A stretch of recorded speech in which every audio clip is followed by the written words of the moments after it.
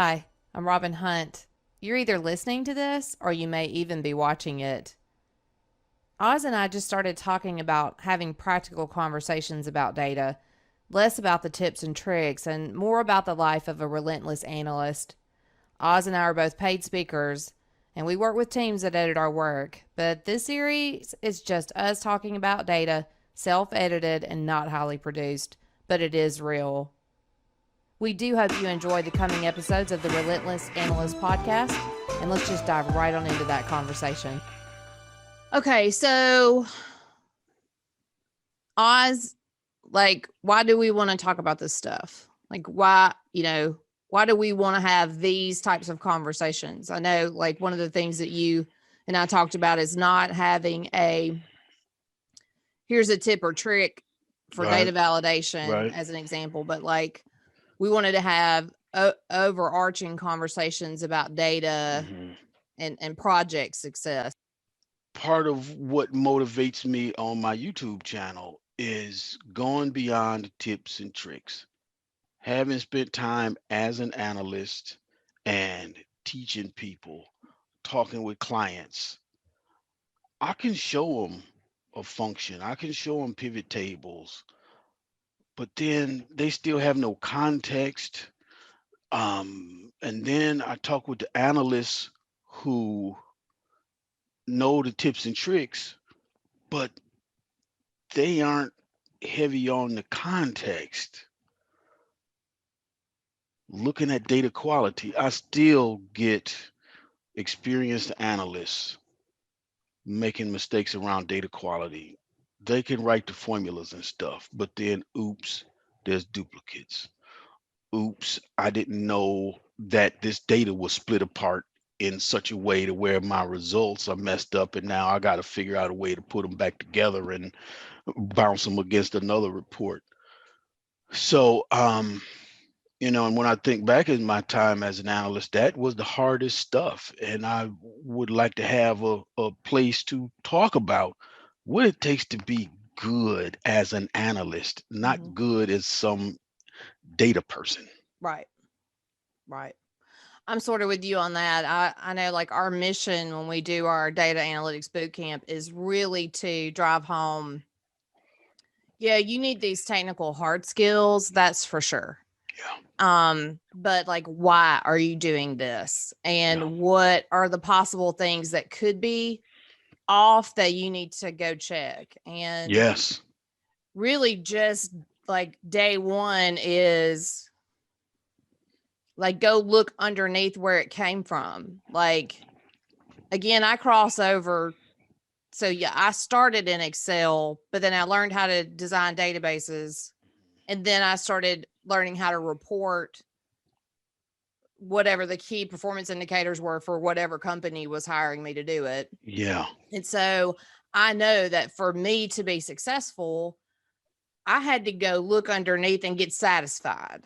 I yes, had to get this satisfaction that what I was looking at was what I was supposed to be looking at, and that if I used it, it would be reporting the outcomes. And so I think when people jump into our field at the technical skill level and they're watching, let's just say YouTube for an example, they think they need to do X type of function, they're learning those points and clicks, but they may be losing some of the validation, and they may even actually be performing tasks that they could have gotten ahead of had they looked underneath.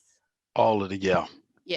So yeah, I think it's important to have these conversations. I also think you can be very effective in a short period of time, and we can make a major headway for new analysts coming in so that they're providing quality data outcomes right out the gate. It just takes us being willing to come together and say, hey, nobody's paying us to do this. We're doing it because we care about the industry and we want to help and I new talk analysts. about giving a damn. So we give a damn. And the Right. thing is, I've seen analysts who don't give a damn. They know the tricks, but when the numbers look funny, they don't get up off their ass and figure out what's going on. Yeah. But one thing that I'm excited about is we're talking about data from a couple of different perspectives, very different perspectives. Because in preparing for this episode, I went to look up what is a formal definition of data validation. Because data validation for me in Excel, drop down lists. Um, Making sure that if I'm putting dates in a cell, that they're within an acceptable range, so that if it's a birthday field, I can't accidentally put today in there. Yeah. Right. Yeah. That's data validation to me. But then when I was looking it up formally from your world, from the database world, from the more data professional world, it was what happens after the fact, validating how complete is this? How reasonable are the results? Knowing that it's dirty, how dirty is it? Yeah. So I'm excited to talk about this stuff because I'm not over in the database world. Yeah. My Excel skill came because the database was inaccessible where I worked, Right. whether it was permissions or being able to write a query. My boss got tired of having to go through the database admin because we had to wait 3, 4 days. Then I'll get the report and I can immediately see within 1 minute, oops, I need some more data. Yeah. Now we got to wait 3 days. So Yeah, that's that's my entire existence. And I would hmm say one of the great failures we have in education about data is that we take key things like validation and even analysis, and we pretend that it happens at a certain point in a project's life cycle without recognizing that it happens at every point you ever touch data. Like you're analyzing, or you should be analyzing everything you're looking at from the point you begin to look at it. You should be validating it every second through the process. You know, so it's what not a what's a certain scenario project what's a line. It's scenario a, that'll help me and everybody else understand what you're saying? so let me see if I can come up with the scenario. Okay. So someone asked me to identify what are the top products in the company. Mm-hmm. So most people would go, well, I'm going to go figure out which products made the most money Mm-hmm. in revenue. But an analyst begins at the point that the question is asked. Oh Lord. What Okay. is the top? I'm a geek now, okay? No, But no, here, no. this is I what you yeah. signed up for. So the analyst, the data worker, the person touching the data, their analysis process begins at the minute you say, you know, give us a list of our top products. My first question is, well, where are the products? Okay. Are they all in the same place, or, you know, have you been around for a little while? Some of the products somewhere else. What's the Mm-hmm. time frame in which we're looking? Top products of all time, top Yes. products over the last quarter, top products compared to the last 3 years. I mean, we started with the question, what are our Mm-hmm. top products? Right. But again, the analyst begins immediately, like the best analyst and the most thorough, and probably the one that's going to achieve the most accurate answer out the gate the first time the requester sees it, is the person who begins the analysis process and the validation at every point they're touching the data. I find a way to ask, why do you want to know this? I need to know where to pull the data from in order to answer your question. Yeah, yeah. And a lot of times they don't want to really know the top products. They want to know the greatest margin, how, like you said, how much it costs to make and how much we sell it for. You can't expect someone who needs an answer to the question to naturally break it down in a way that all you got to do is just go take it and hit a data set. Like if that were the case, none of us would have work, right? Right. So I Right. think the expectation from a leadership level is that, you know, you're going to need to understand your data workers. If they're not asking you follow-up questions right out the gate, that's a flag. You're talking about a different kind of an audience now. Like there's the analyst. We want to say to the analyst, you got to ask these questions. Yeah. Don't just fly off and go run a report that sometimes in Excel, it might take me 2 or 3 days to figure out. And then I come back and then my director says, that's not what I was looking for. Right. So we got to ask the questions. And then there's the leadership who needs to think about who is this analyst I have? Are they asking me the questions? Um, are they willing? When numbers look funny, do they get up off their ass? Being the analyst who asks the questions before flying off and doing something, and also thinking about leadership who has to take data seriously and think about what is a good analyst. So many more people are having to deal with data that weren't ready for it. It's almost easier to say who's not going to be dealing with it. And it's probably the janitor. Right. Well, and And then even then, they may be filling out a digital timesheet. we don't get incentivized around getting good with Excel. So, If you take that person who their responsibilities are to input that data, we don't make them understand how it improves their life because probably you didn't consider that. right, And if you right, really want to start talking about data validation, it really begins at the point of entry.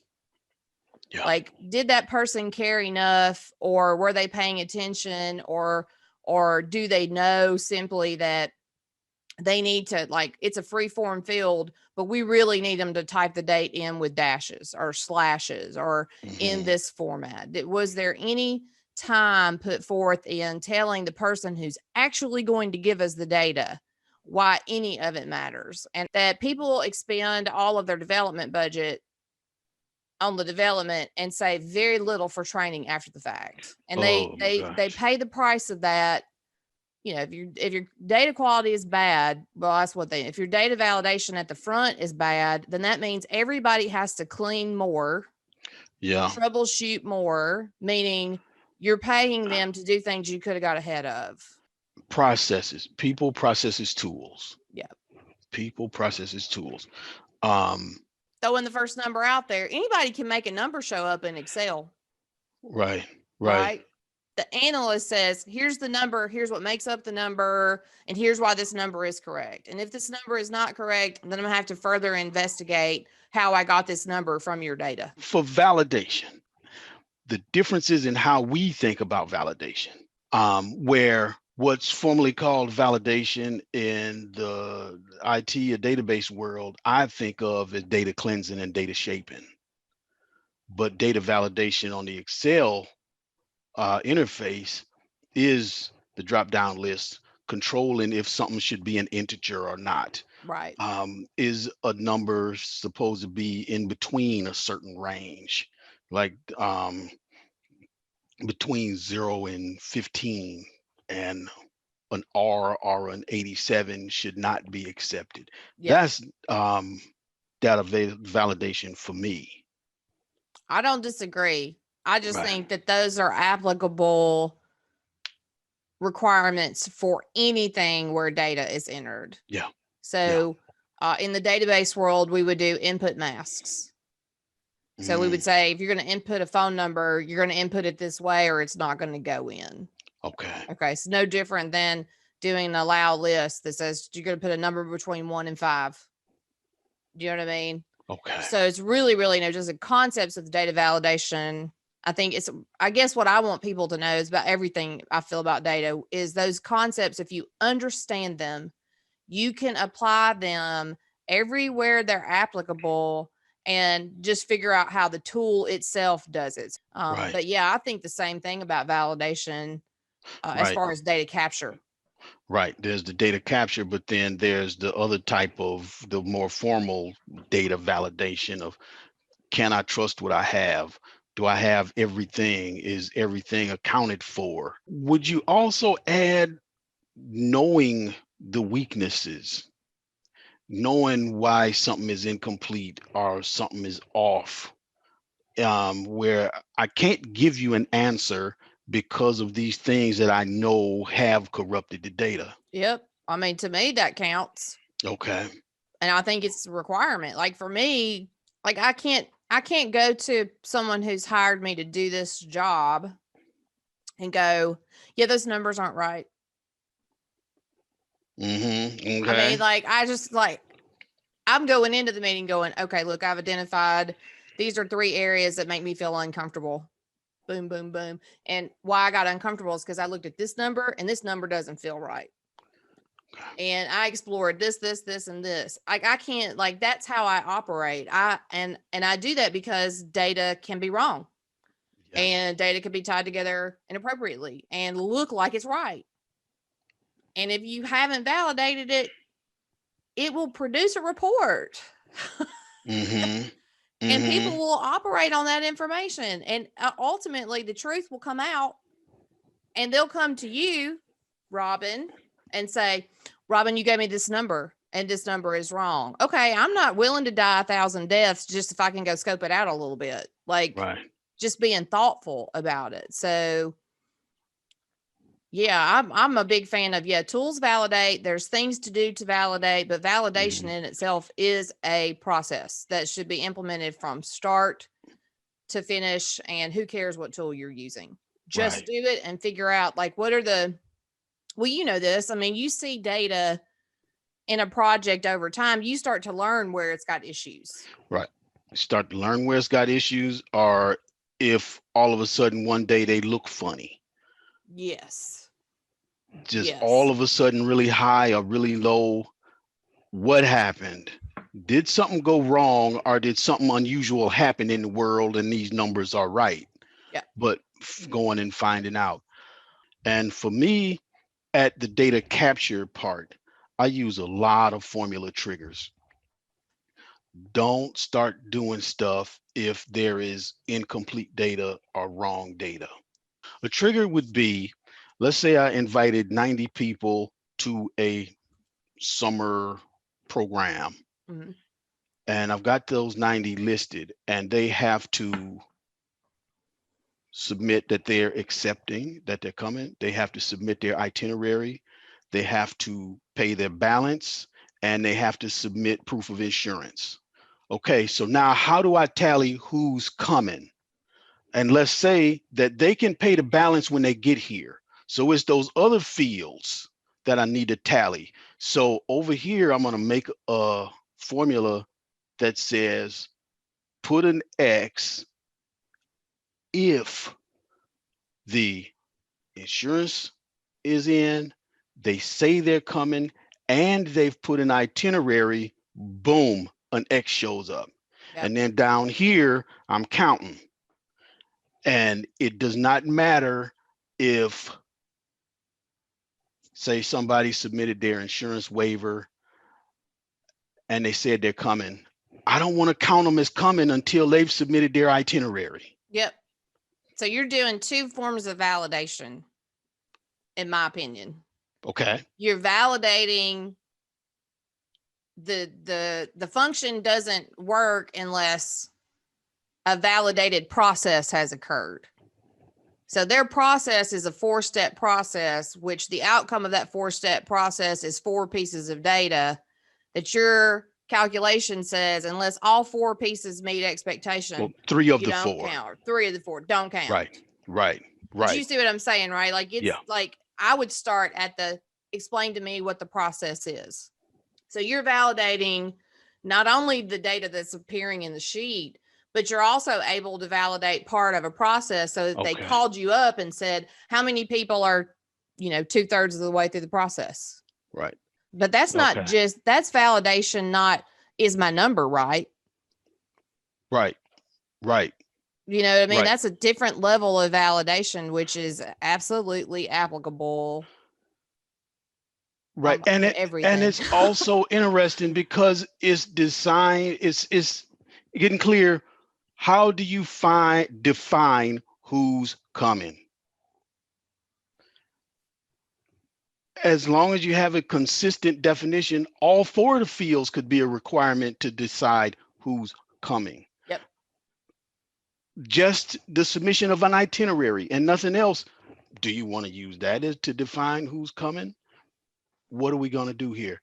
But we cannot just go down to the bottom of the 90 and then start planning for 90 people. Yep. 90 folks, which is what people who are given data with no data literacy, no data training, they go, how do I count all these? Okay, here they go. They count. Mm-hmm. When Right. really most of them Wow. didn't count. Right. Right. Yeah. Are people are counting the people who say they're coming, and basically all they did was hit a button that said I'm coming. But we know from the past that's an easy step to do. Yeah. Gets complicated. They start breaking down the process. Right. Yeah. Yeah. Yeah. Yeah. So that's the one of the highlights for me is my formula triggers. I use them so much.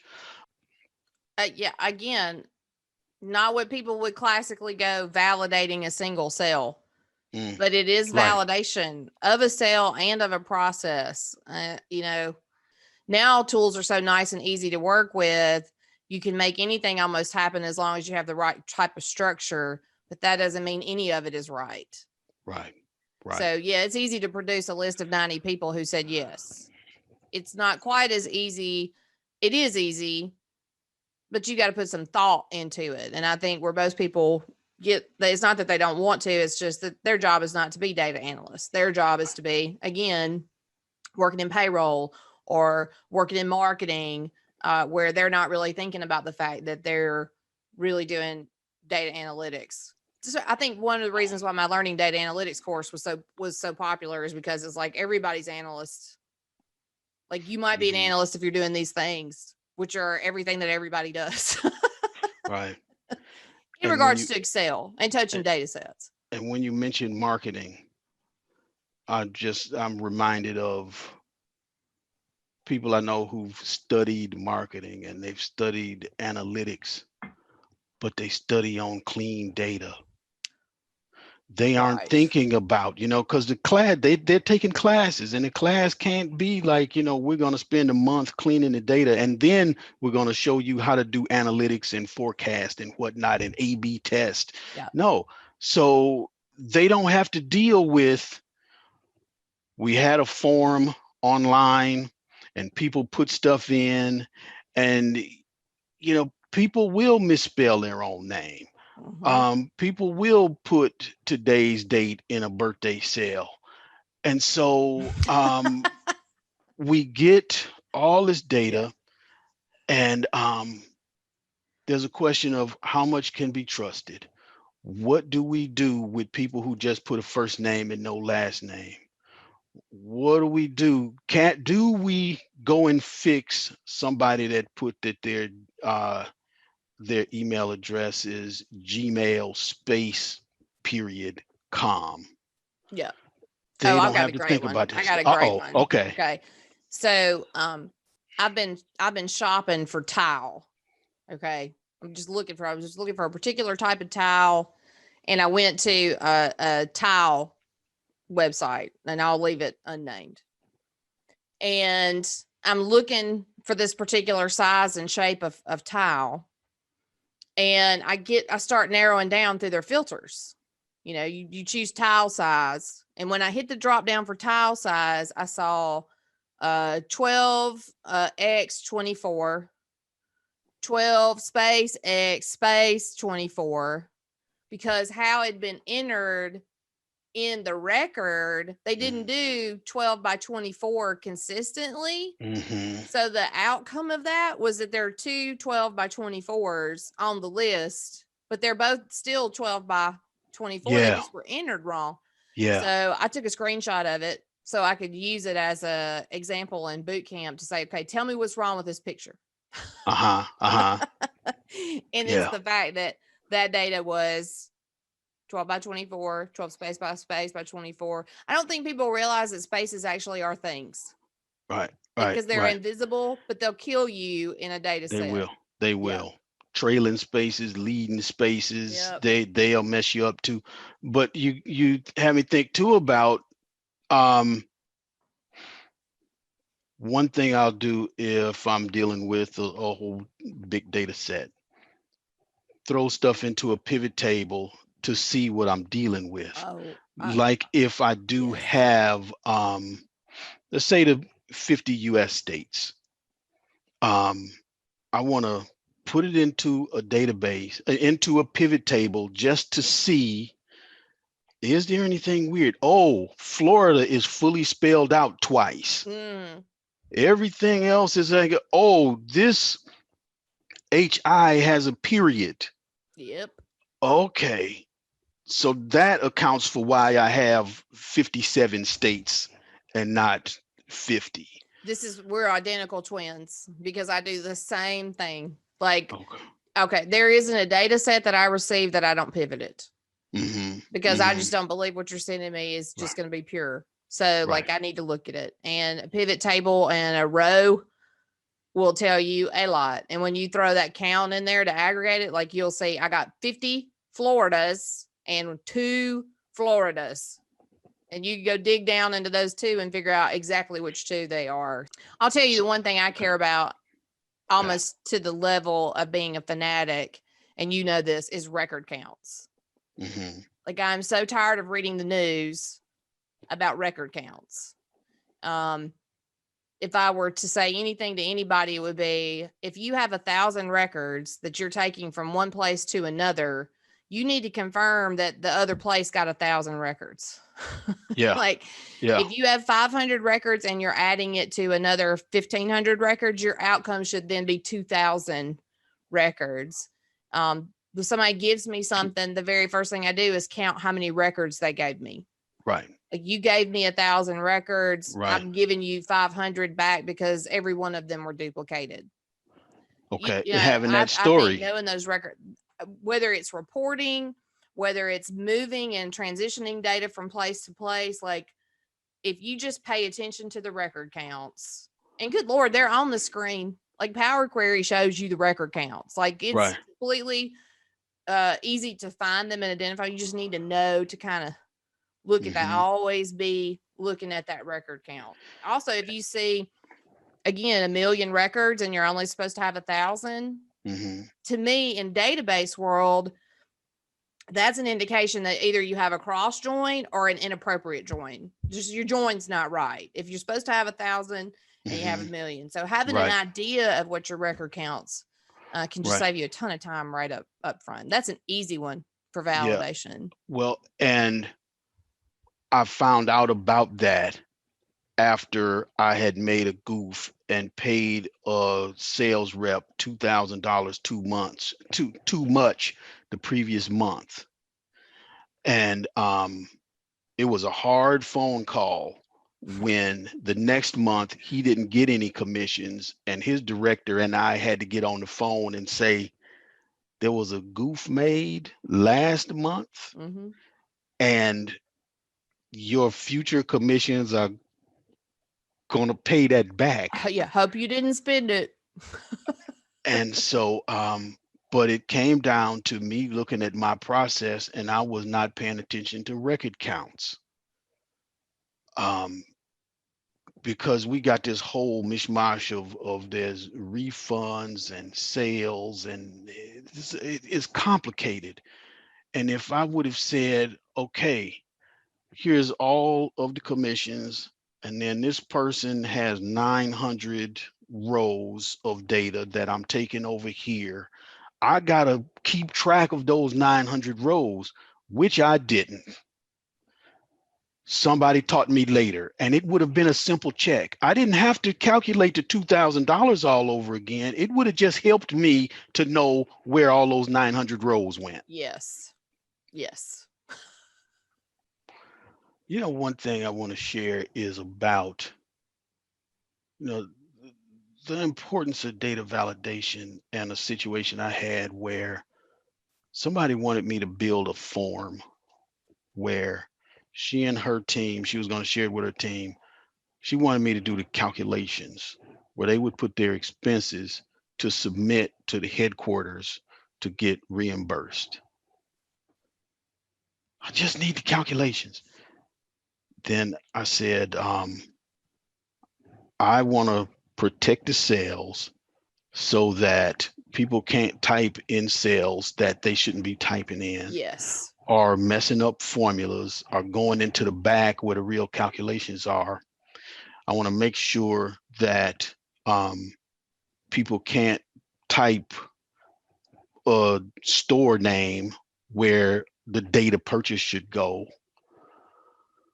All of these validation things that a sum won't happen unless everything is complete on the form. Right. Incorrect. No odds, I don't need all that. I just need you to write the formulas.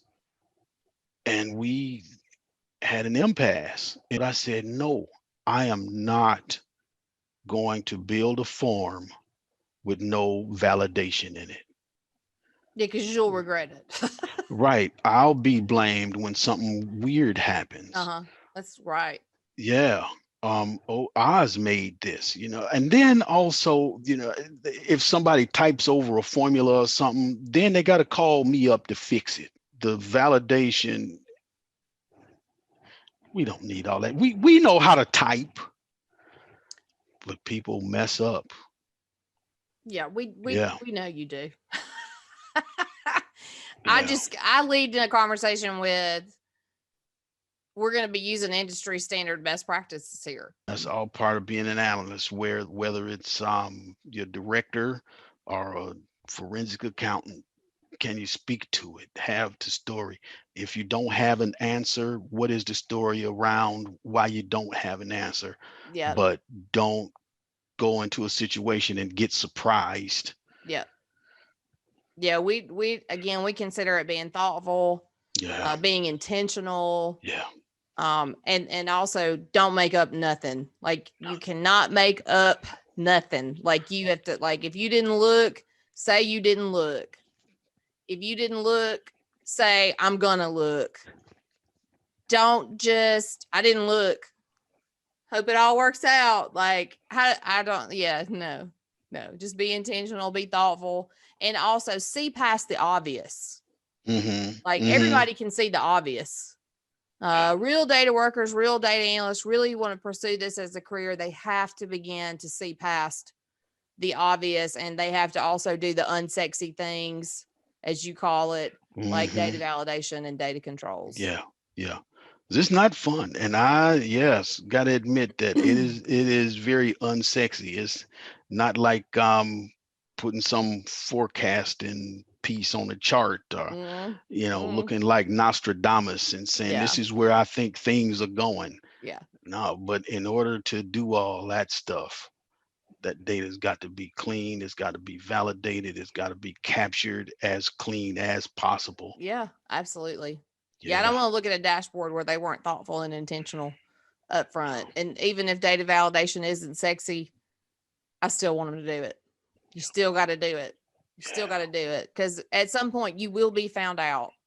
You will be found out. You will be called out, and it'll either go one way or the other. You'll be like, I just dodged a bullet, or you'll be fired. It's just Yeah. really like, every You- opportunity is a learning experience. But Yes. yeah, Yes. definitely think you gotta do it, whether it's sexy or unsexy.